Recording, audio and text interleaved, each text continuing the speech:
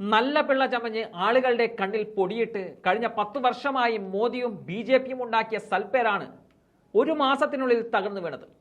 Electoral ബോണ്ടിൽ നടന്നത് വൻ തട്ടിപ്പാണെന്ന് തുറന്നു പറഞ്ഞ സുപ്രീം കോടതി കണക്കുകൾ ഒന്നൊന്നായി SBIയിൽ നിന്നും പൊക്കിയതോടെയാണ് BJPയുടെ കള്ളക്കളി ഒന്നൊന്നായി പുറത്തു വന്നത്. ഇലക്ട്രൽ ബോണ്ടുകളെ കുറിച്ചുള്ള കൂടുതൽ വെളിപ്പെടുത്തലുകൾ പുറത്തു വരുമ്പോൾ വിവിധ കമ്പനികളിൽ നിന്നും കോടിക്കണക്കിന് രൂപ സ്വീകരിച്ചതിനെ ന്യായീകരിക്കാൻ പാടുപെടുകയാണ് BJP.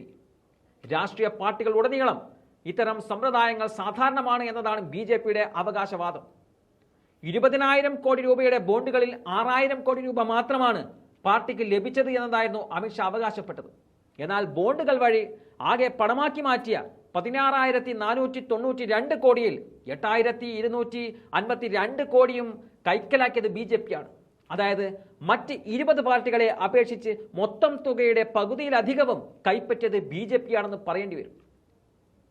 പാർട്ടിക്ക് പാർലമെന്റിലെ സീറ്റ് വിഹിതത്തിന് ആനുപാതികമായി പണം ലഭിക്കുന്നതിൽ തെറ്റില്ല എന്നതാണ് BJPയെ പിന്തുണക്കുന്നവർ വാദിക്കുന്നത്.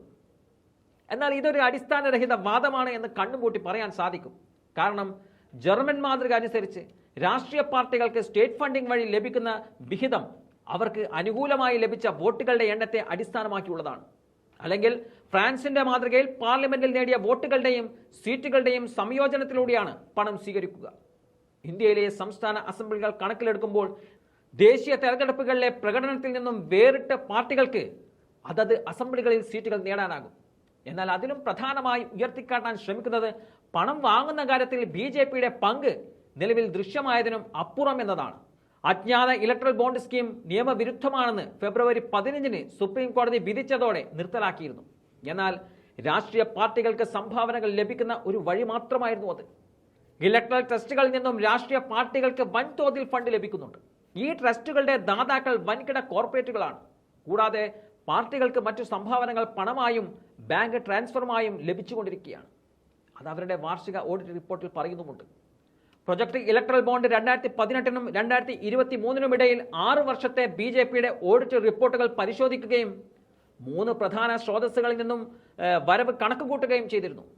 ഇലക്ട്രൽ ബോണ്ടുകൾ, ഇലക്ട്രൽ ട്രസ്റ്റുകൾ, മറ്റു സംഭാവനകൾ എന്നിവയാണ് ആ സ്രോതസ്സുകൾ. ഇതിലൂടെ വ്യക്തമായത് BJPയുടെ ആസ്തി 12,930 കോടി രൂപയായി ഉയർന്നിരിക്കുന്നു എന്നതാണ്. പണം വാങ്ങുന്നതിൽ മറ്റു പാർട്ടികളെക്കാൾ വളരെ മുമ്പിലാണ് BJP. ഇലക്ട്രൽ ബോണ്ടുകളിലൂടെയുള്ള BJP വിഹിതം മൊത്തം തുകയുടെ 50% മാത്രമാണ്. എന്നാൽ ഇലക്ട്രൽ ട്രസ്റ്റുകളും മറ്റു സംഭാവനകളും ഉൾപ്പെടെ എല്ലാ വഴികളും പരിശോധിച്ചാൽ BJPയുടെ വിഹിതം ഇതിലും വലുതാണെന്നും ദേശീയ മാധ്യമങ്ങൾ വാർത്ത നൽകിയിട്ടുമുണ്ട്.